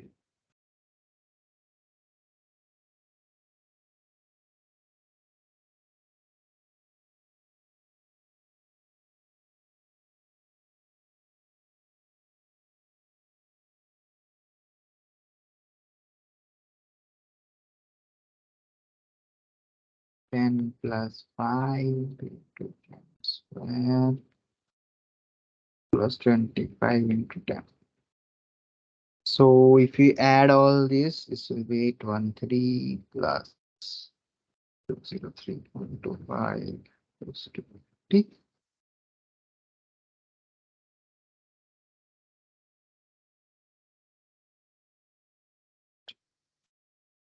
Okay. After that, what we need to do? We need to calculate the resisting moment. So the resisting moment is given by what? Given by the weight of the soil mass. Resisting moment is the weight of the soil mass and the weight of the this dead load. Dead load surcharge, that will be actually weight of the dead is the dead load and the weight of the soil mass, that will be actually contributing to the resisting moment. So let us calculate that.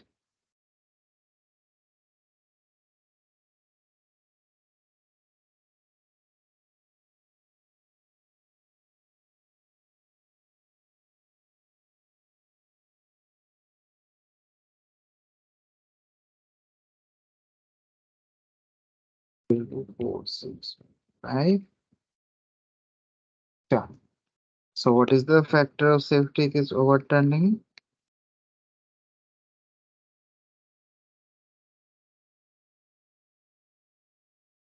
Is greater than 2, hence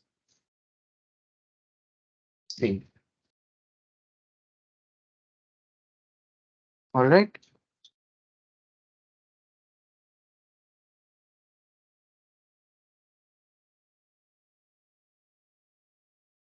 Okay. Now let us come to the next one.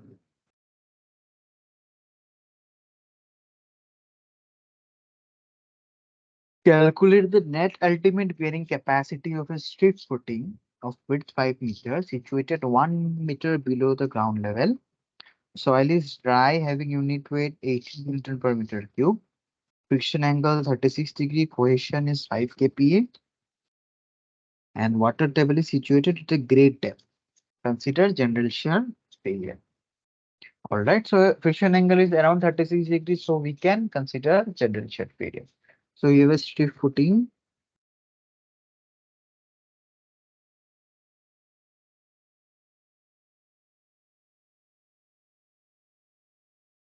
It is located 1 meter depth below the ground level. The width is 5 meters. So what we need to do, we need to determine the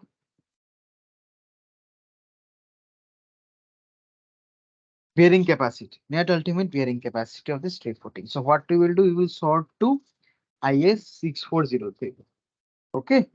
So let us just see IS 6403.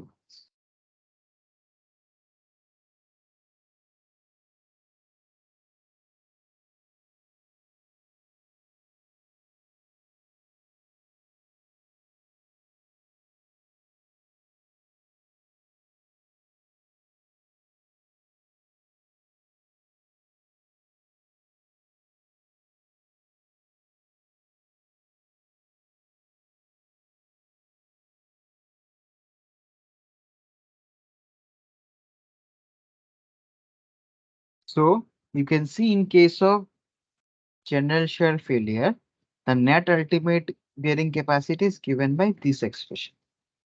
That is given by this particular expression.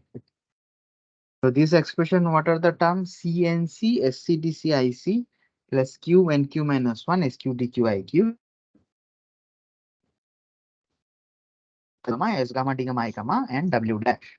So C is nothing but the cohesion. NC is the bearing capacity. NC, NQ and N gamma, these are the bearing capacity factors. And the bearing capacity factors are related to the 5 degree angle of friction, and that we can get from this table. All right.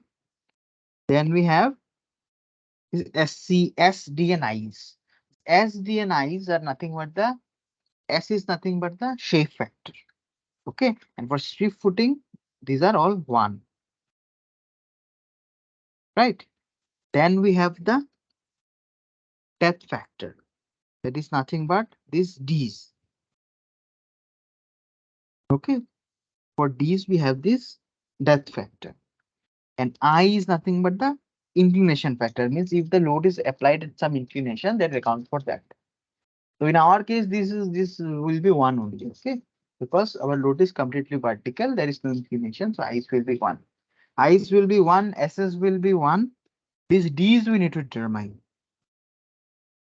Okay, so these D's we need to determine, and this you can see for our soil as phi is 36 degree, right? But this here we have 35, then directly we have 40. So what we will do, we will linearly interpolate between 35 and 40 to get this NC, NQ, and N gamma for 36 degrees.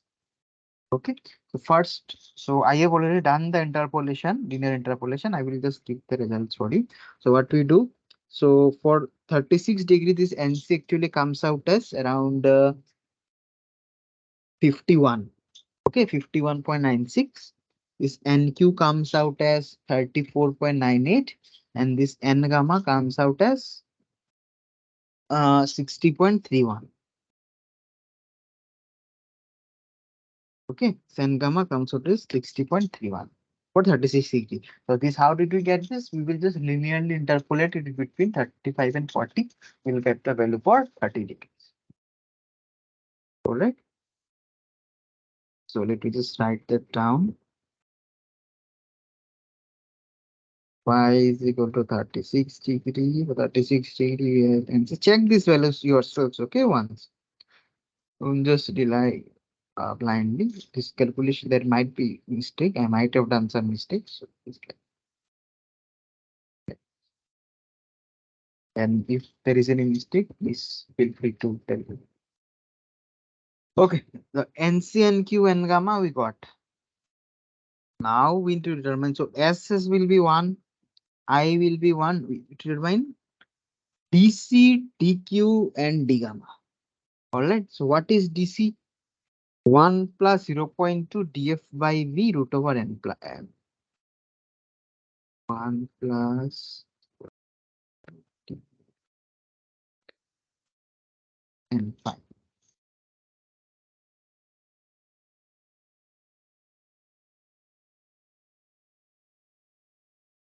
Okay, this is DC depth factor. Okay, so 1 plus 0.2 into df is how much? Depth is 1 meter by 5, and root over nq. What is root over nq? What is root over nq? Sorry, n5. What is root over n5? What is root over n5? N5 is nothing but our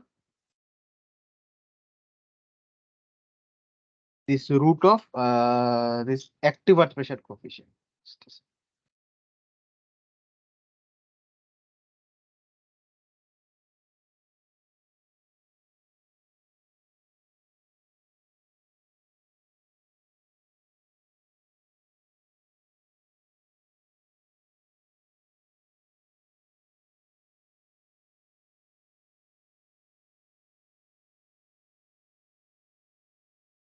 Just a second.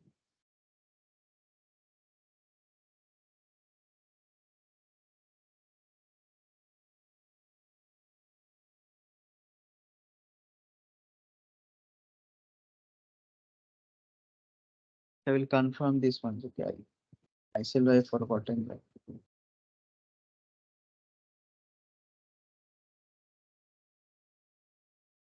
Just a second. Yeah. So n5 is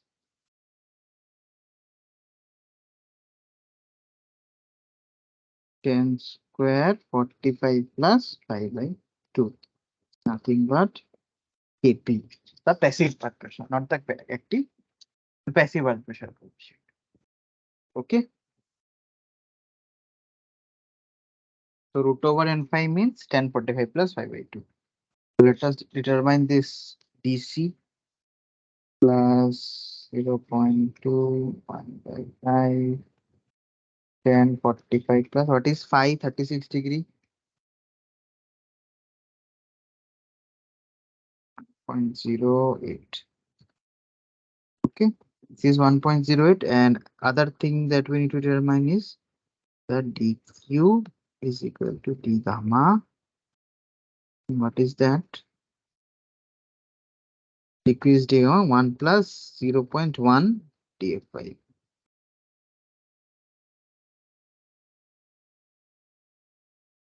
plus 0.1.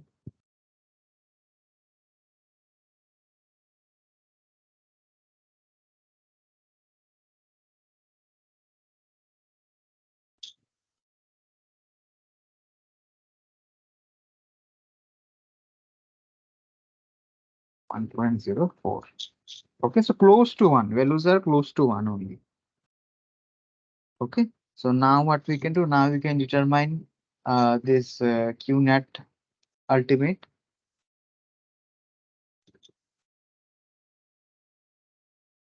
So q net ultimate CNC SCTCIC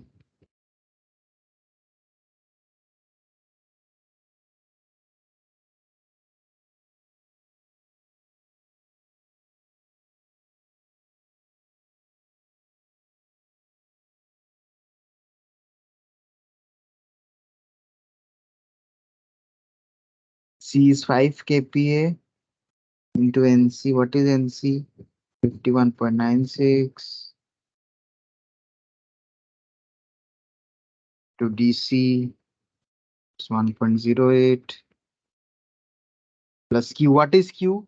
Q is nothing but this overburden. 1 into 18. It's 1 into 18. It's 18, right? So 18 is NQ. NQ is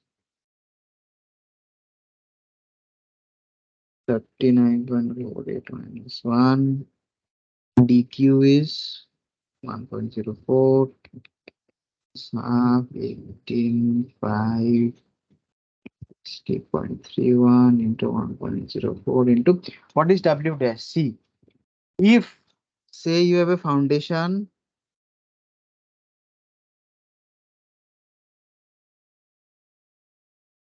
depth of the foundation is DF and this is B. If water table, this is B, lies below this depth, if water table lies below DF by B, then this W dash will be 1.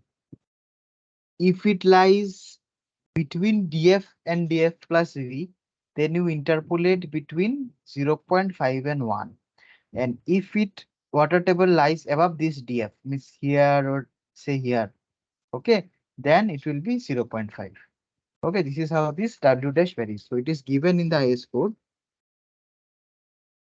See, the water table is likely to permanently remain at lower below a depth of DF plus given at the ground level. Then W dash is 1. If the water table is located at the depth DF or likely to rise to the base of the footing, then it's 0.5. And if it's between DF and DF plus B at any distance dW, then it will be interpolated between 0.5 and 1. Okay, that means it say it is here. Then you can interpolate it. Now let us just calculate this one. 5 into 551.96.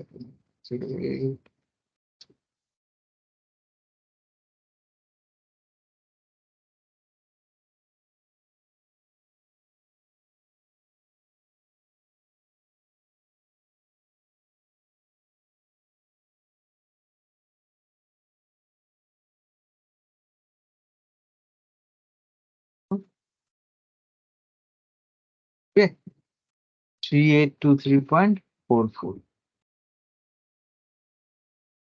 So we got the value. So this is the net ultimate bearing capacity.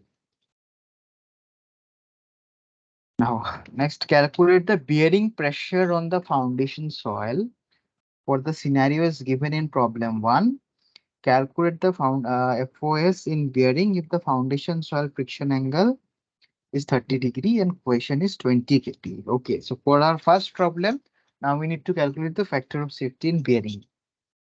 Okay, the friction angle of foundation soil is 30 degrees, right? And question is 20 kg. All right. So see, first if we remember what we need to do, first let us determine the loads that are coming onto the foundation, right? The vertical pressure that is coming. So for that, first what we will do, determine the vertical load RV. Starting but gamma HB plus QL plus QD B. We have 18 into 10 into B 7. B is the width of the reinforced soil block, right? 7 plus 10 plus 5 into 10. We have 1365 kilonewton. We got RV. Now let us calculate this eccentricity. Nothing but MO by RB. So if you remember moment resistance, resisting moment was is overturning moment was 1266.25 divided by 1365. This will give you 0.93. So whether it is less than B by 6, so what is B? B is 7 by 6, that is 7 by 6, 1.167, so less than B by 6. So okay, right? Now let us calculate this vertical pressure. 1365 by B minus 2 IC. So 1365, 7 minus 2 into 0.93. So 1365 divided by 7 minus 2 into 0.93. 265.56 kilonewton per meter square. All right. Now, this is the vertical pressure that is coming. Now, what we need to do now is to calculate the bearing capacity of the soil, allowable bearing capacity of the soil.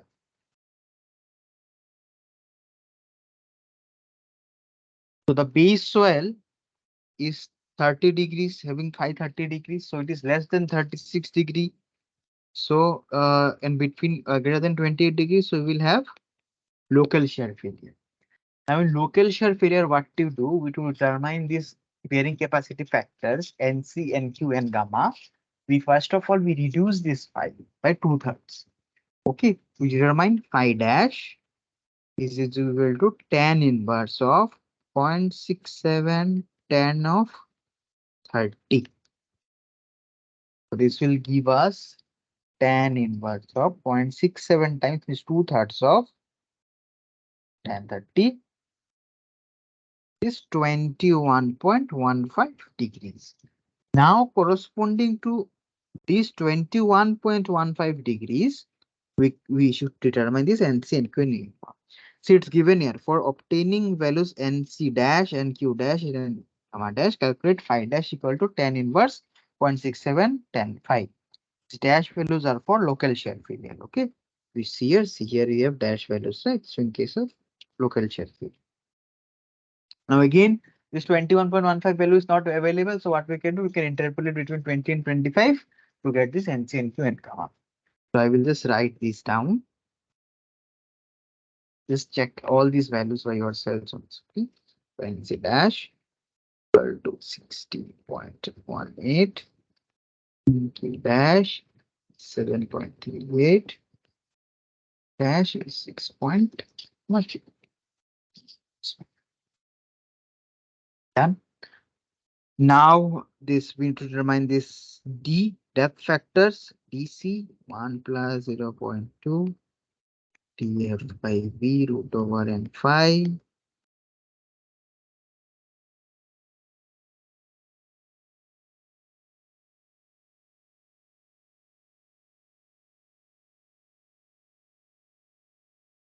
Where is it? Uh, Here, right? 1 plus 0.2 divided by root over n 5 and d equal to how much is for 5 greater than 30 10 degrees. But what is our depth of foundation in this case? See, this reinforced soil wall, what we are considering, see it is like this constructed, right? And this is the foundation. This is the foundation soil. This is constructed. So, sorry.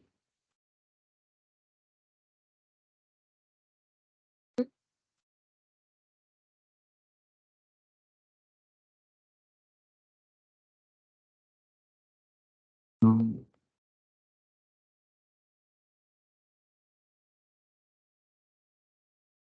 yeah. So this is the foundation soil, right?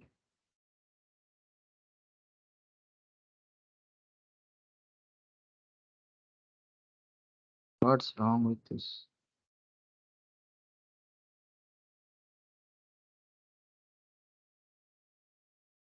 Yeah.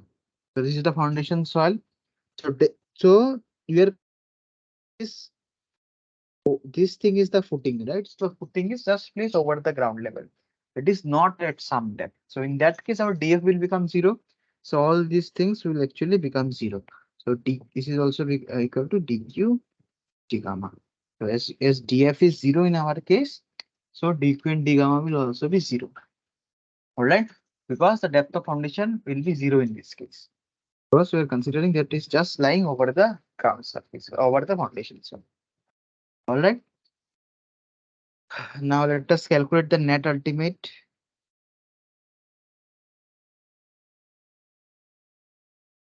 P and C, everything is 1, rest is 1, plus Q and Q is 1,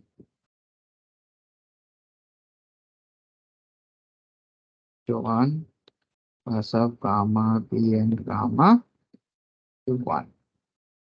No water table also, so we can relax. What is C? C is 20 into NC is 16.18. What will be Q? Q is what? Q is gamma into DF, right? But DF is 0 in our case, so Q will be 0. It is 0 plus half. Gamma is 18. P7. 6.6. Calculate 20 into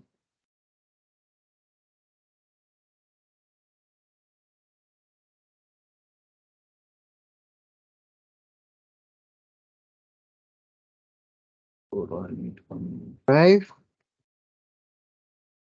742.5. Now this is the net ultimate bearing capacity from what? From this bearing, just directly the bearing capacity, right? Now actually what we need to do, we need to also determine the settlement. Okay, you took to the test, and from that settlement, from allowable settlement, actually we get what? This allowable bearing pressure. But when we have no, we don't have this settlement rate. So what we do, we just take a factor of safety. Allowable will be nothing but QNU by 3.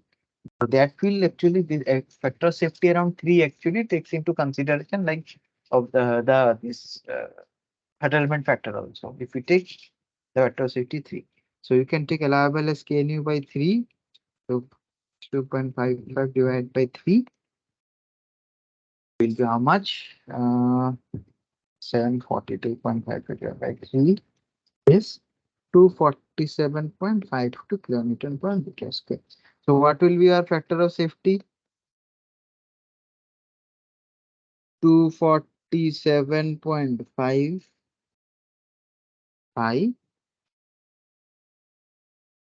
265, which is actually less than 1.5. So not safe. So in this case, that foundation is actually this. In this case, our structure is actually not safe against this bearing failure. So bearing failure is chance of occurrence of bearing failure. All right.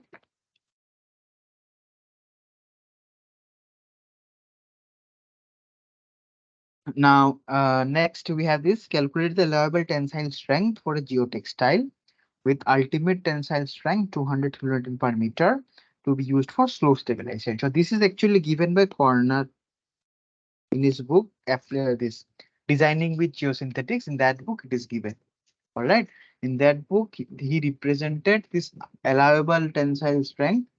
Okay, this allowable tensile strength is T ultimate by some reduction factor. Reduction factor, one is the installation damage, one is the creep, another is the chemical biological damage. Only these three factors. Okay. This is given by Corner, Robert M. Corner in his book Designing with Geosynthetics. So this T ultimate is 200. Now it is told to us to find out for how much for the geotextile to be used for slope stabilization. So here from here you can see for slope stabilization for installation damage reduction factor is 1.1 to 1.1, 1.5. So let us take 1.5. For creep it is 2 to 3. So let us take say 3 only.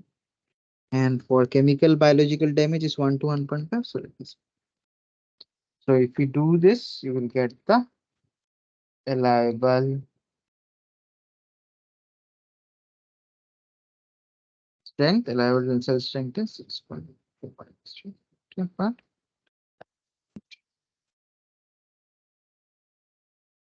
All right.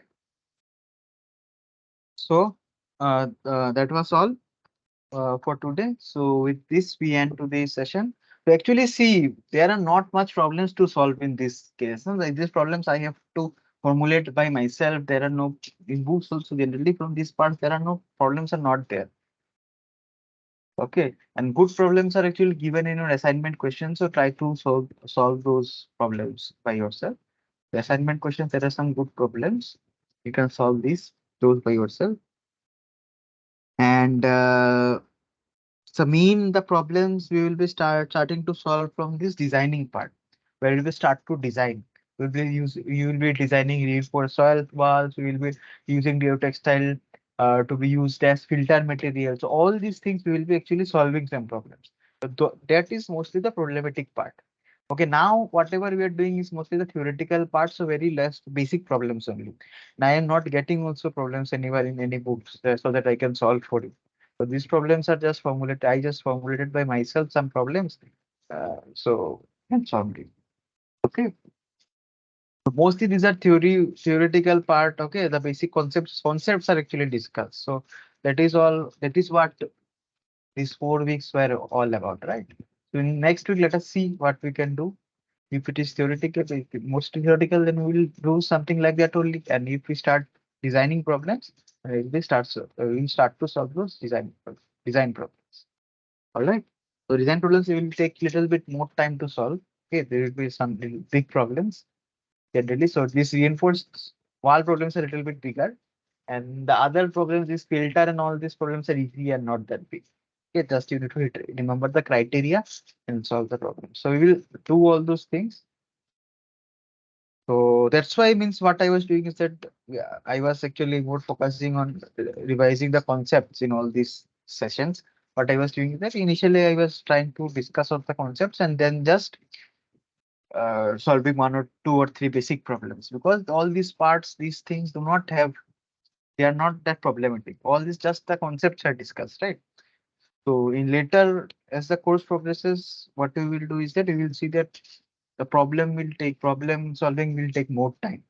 Okay, so we will be giving more weightage to problem solving, and just in half an hour we will try to discuss the this theory part, and then 1.5 hour we will be solving the problem. Okay, so we will be doing that in the upcoming lectures when we go more into the problem solving part, the designing part. Now it's all basic, so there is not much. All right. And these are not, this subject is not like this basic soil mechanics or foundation design and all, where there are a large number of problems available in textbooks or wherever. Okay, large. So this is very specialized and niche topic, right? So not many numbers of problems are also not available in all books. So whatever problems are available, these are all formulated by myself only and we're trying to solve. Even these assignment problems, those were also formulated long back. Okay, by themselves only, by the TSF. These are already repeated year after year. Because like, there is no question bank from where we can say solve say 10, 15 problems. Okay. So we will just more keep in this course, we will just focus more on the concepts, and then we will be solving some problems. The most important part is the designing part. That will be coming in the upcoming weeks, and we'll be solving detailed problems regarding the designing part, and that will take some time also. This reinforced soil earth soil design takes some time to solve. So this will we will be doing that. And then what I suggest is that you also solve, we like together we can solve that, so that will be like helpful to you. And if I just keep on solving by myself, that is of no use, right? So if you solve together, with pen and paper, if you also sit with calculator, pen and paper, then things will like coincide. Like you will be able to remember the steps, because those designing problems are a little bit lengthy. It's reinforced artful designing problems. And then after reinforced artwall or finish, I guess we will be discussing some designing problems where geotextiles are used as say barriers or some filter material, all these things, all those problems also it will be. Okay. So with this, let us end the today's session. And if there is any question, you can contact me anytime. All right. So thank you for attending and have a very good evening. Thank you.